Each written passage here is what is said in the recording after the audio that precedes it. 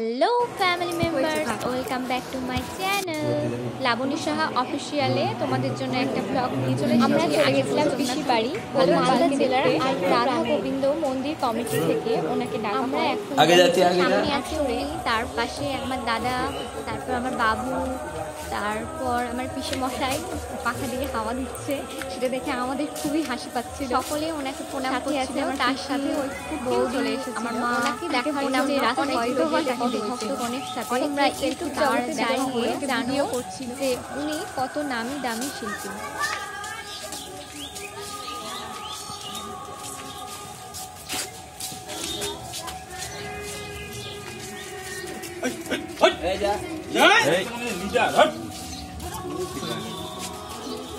তারপর আমরা আস্তে আস্তে এগোতে শুরু করলাম। ওনার গাড়ির সাইডে রাখা ছিল। ঝকটি ভালো লাগলে লাইক, শেয়ার, কমেন্ট আর সাবস্ক্রাইব করে দাও। তোমরা আমরা কেমন ভিডিও চাও সেটাও জানবো। একসাথে এবার সেখানে যাব। গাড়িতে আমরা সকলেই উঠে পড়েছি, তোমরা দেখতেই পাচ্ছ। এরপর সেই জায়গা থেকে আবার ভিডিওটি ভালো লাগলে লাইক, শেয়ার, কমেন্ট আর সাবস্ক্রাইব করে দিও।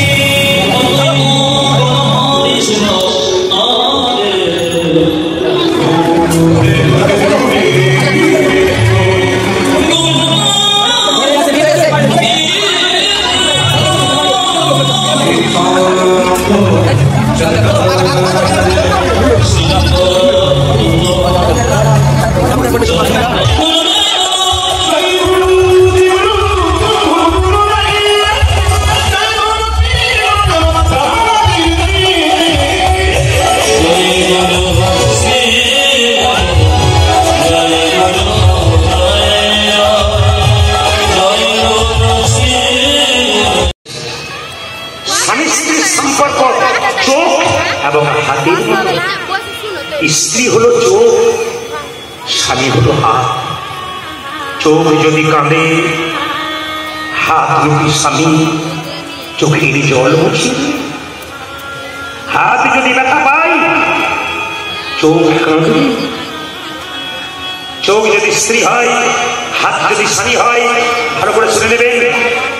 চোখ যদি কাঁদে, হাত রূপী স্বামী তার জল মুছে দেয়। আমি তোমার পাশে আছি, তুমি কাঁদবে কেন? জন্ম জন্মান্তর না হোক, গোবিন্দের কৃপায় এই জন্মে আছি। ভগবানের কাছে প্রার্থনা করো জন্মে যেন আমরা দুজনে এইরকম করি সংসারে আসতে।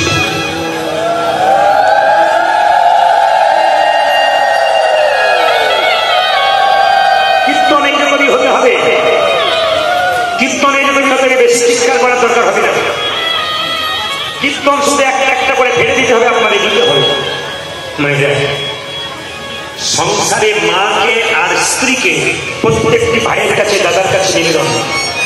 সংসারে মাকে আর স্ত্রীকে একবারে সমান কাটাই ভালোবাসে।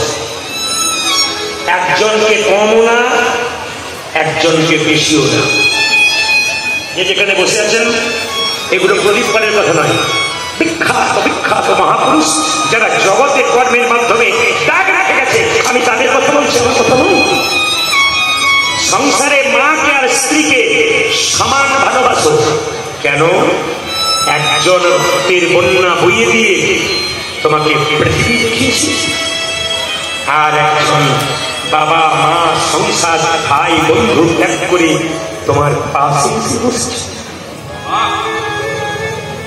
এই দুজনকে যদি সম্মান না দিতে পারো, পৃথিবীতে মানুষ হতে পারলে না।